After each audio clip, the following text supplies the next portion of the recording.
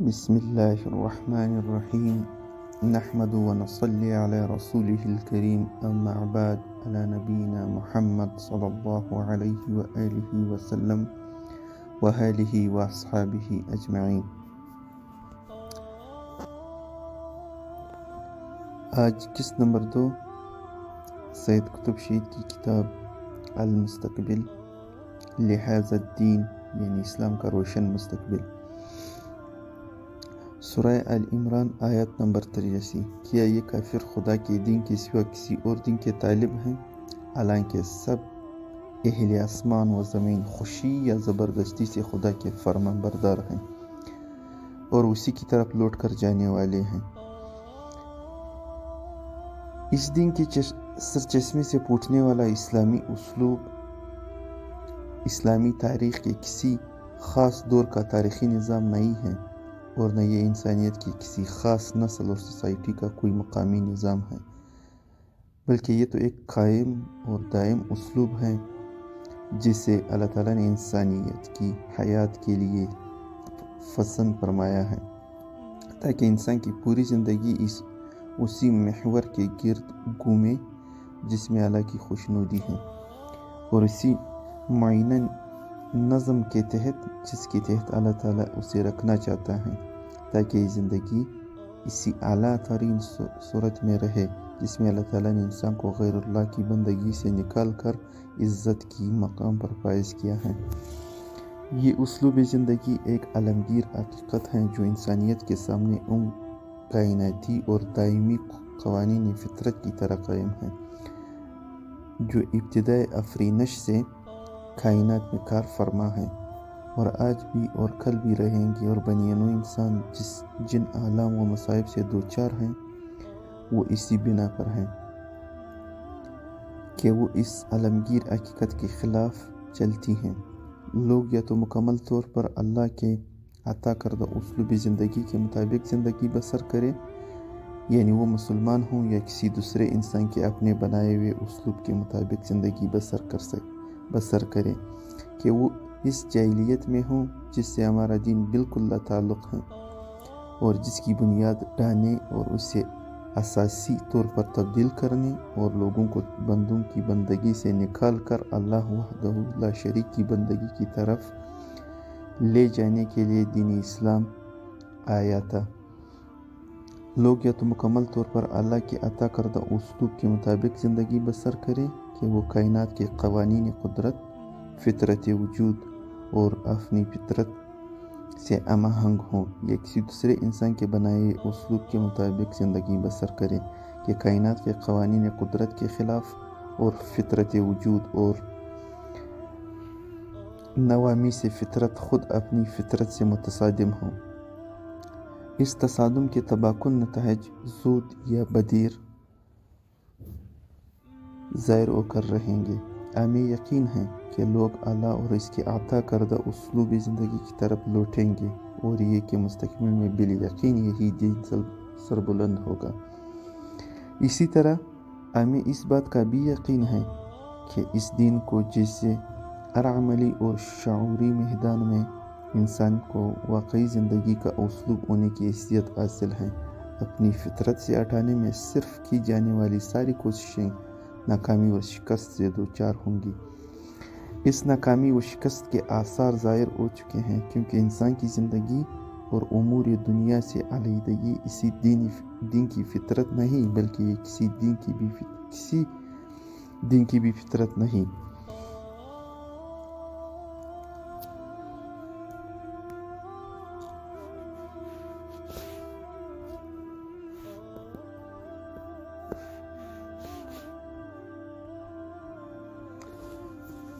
کتاب کا دوسرا حصہ.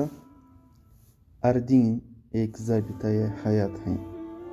کسی دین کے اعتقادی تصور اور اجتماعی نظام کے درمیان نہایت گہرا تعلق ہے، بلکہ اس گہرے تعلق سے بڑھ کر ایک چیز ناگزیر ربط ہے، یعنی تمام اجتماعی کا تصور اعتقادی سے ربط. نظام اجتماعی اپنے جملہ خصائص کے کے باوصف تصور اعتقادی سے مشتق ہے۔ پھر نظام اجتماعی کا پودا اپنی اصلی اور فطری صورت میں نشو و نما پاتا ہے، اور تصور اعتقادی اس کائنات میں انسان کے مرتبہ و مقام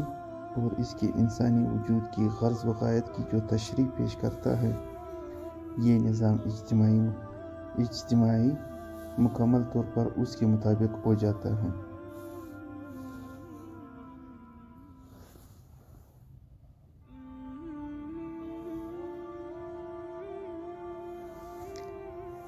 نظام اجتماعی کا تصور اعتقادی سے اشتقاق۔ پھر نظام اجتماعی کا تصور اعتقادی کے پیش کردہ توضیحات و تشریحات کے مطابق ہو جانا امور دین و دنیا کی صحیح بلکہ واحد صورت ہے۔ کوئی اجتماعی نظام ممکن نہیں کہ فطری طور پر نشو و نما پائے اور پھر صحیح طور پر قائم رہے، الا یہ کہ وہ کسی ایسے جامع تصور سے مشتق ہو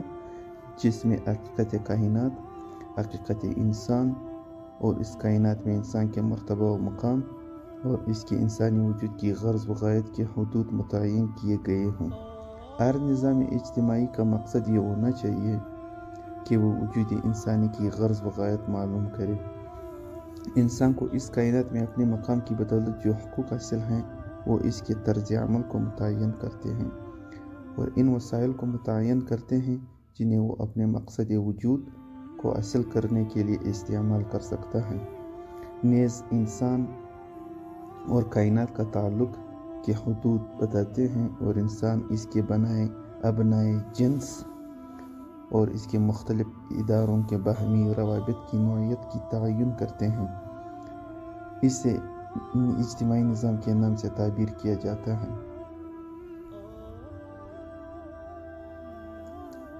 اور وہ نظام جو اس بنیاد کے علاوہ کسی اور بنیاد پر قائم ہوگا وہ غیر طبعی اور گمراہ کن نظام ہوگا، اور اس میں اس نظام جس کی بنیاد کوئی جامع تصور اعتقادی ہو کی طرح دیر تک زندہ رہنے کی کوئی امید نہیں، اور اس بات کی بھی کوئی امید نہیں کہ اس نظام کے زیر سائے انسان کی حرکت، کائنات کی حرکت، فطرت بشری اور انسان کی حقیقی ضروریات سے ہم آہنگ ہو سکے۔ جب یہ ہم آہنگی مفقود ہو تو پھر اس ہم آہنگی سے عاری نظام پر عمل پیرا ہو کر انسان بدبختی اور مصیبت سے نہیں بچ سکتے، خواہ یہ نظام ان کے لیے کتنی ہی مادی سہولتیں فراہم کرتا ہو۔ پھر فطرت کائنات اور فطرت انسان میں تناقض ہونے کے باعث اس نظام میں بگاڑ اور اختلال کا پیدا ہونا بھی ایک لازمی امر ہے۔ نظام اجتماعی کا تصور اعتقادی سے یہ اشتقاق پھر نظام اجتماعی کا تصور اعتقادی کی پیش کردہ تشریحات و توضیحات کے مطابق ہونا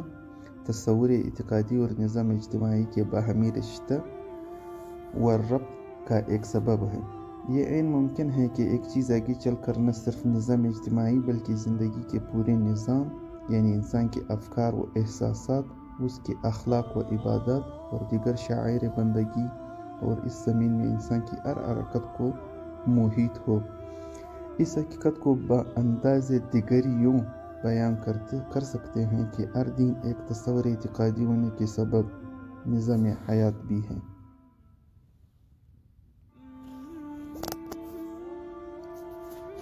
یا اس کو زیادہ درست طور پر یوں بھی کہا جا سکتا ہے کہ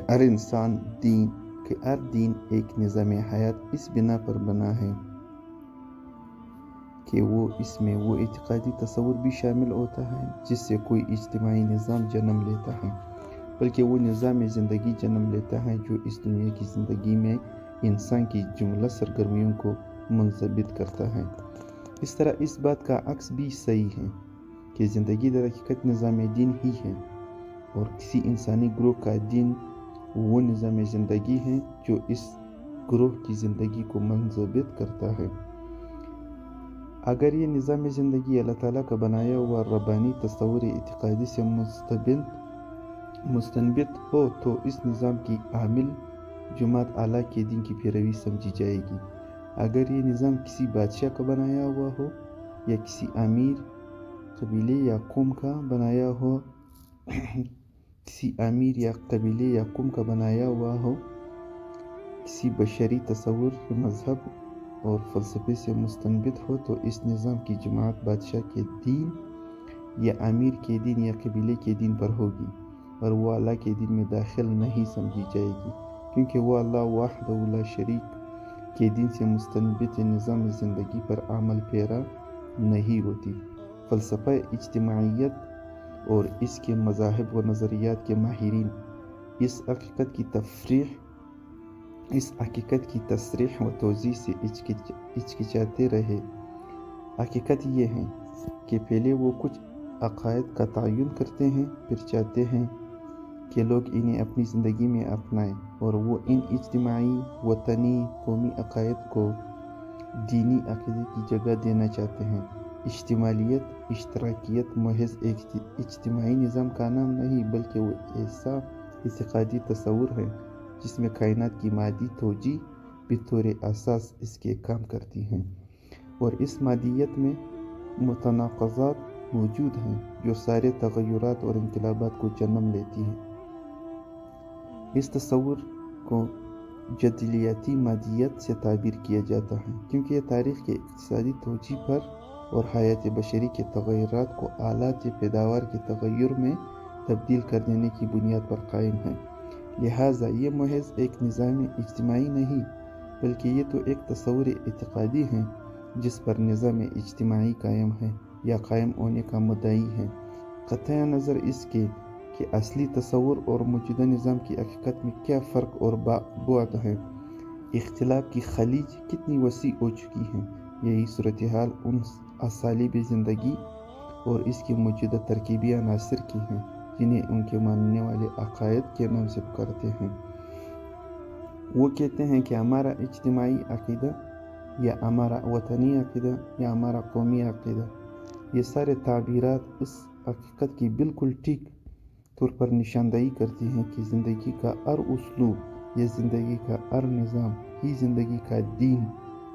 ہوتا ہے۔ لہٰذا جو لوگ اس اسلوب یا اس نظام کے زیر سایہ زندگی بسر کرتے ہیں تو ان کا دین وہی اسلوب یا وہی نظام ہوتا ہے۔ اگر وہ اللہ تعالیٰ کے عطا کردہ اسلوب اور نظام کے تحت زندگی بسر کرے تو وہ اللہ کے دین میں داخل ہوتے ہیں، اور اگر وہ کسی غیر اللہ کے وضع کردہ اسلوب یا نظام کے تحت زندگی بسر کرے تو وہ غیر اللہ کے دین میں داخل ہوتے ہیں۔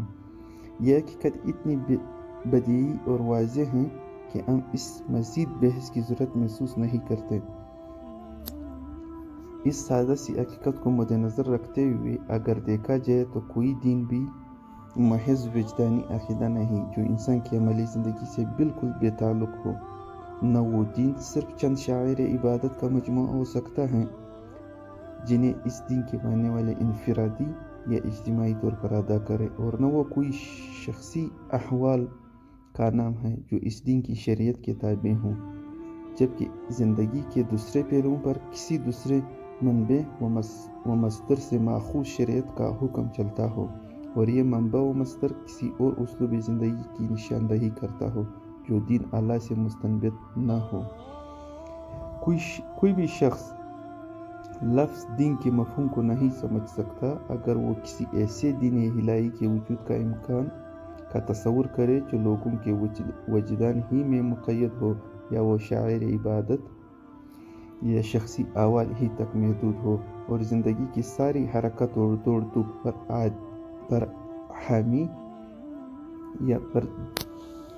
پر حاوی نہ ہو،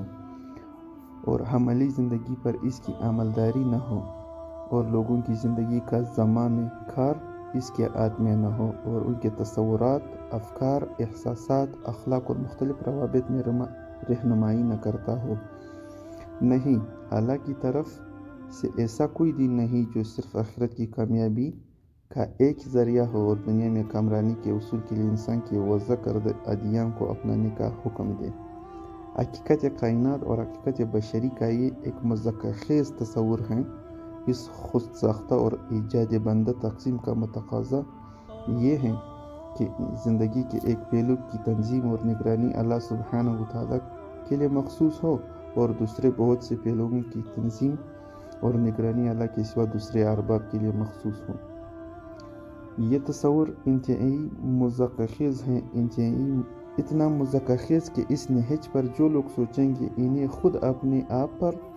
اپنے انداز فکر پر انسی آئے گی، اور وہ اپنی ساری سادگی اور پریشانی فکری پر خندزن ہوں گے۔ کاش وہ حقیقت نفس الامری کو اسلام کے دیے ہوئے صحیح زاویہ نگاہ سے اور اس کے سکون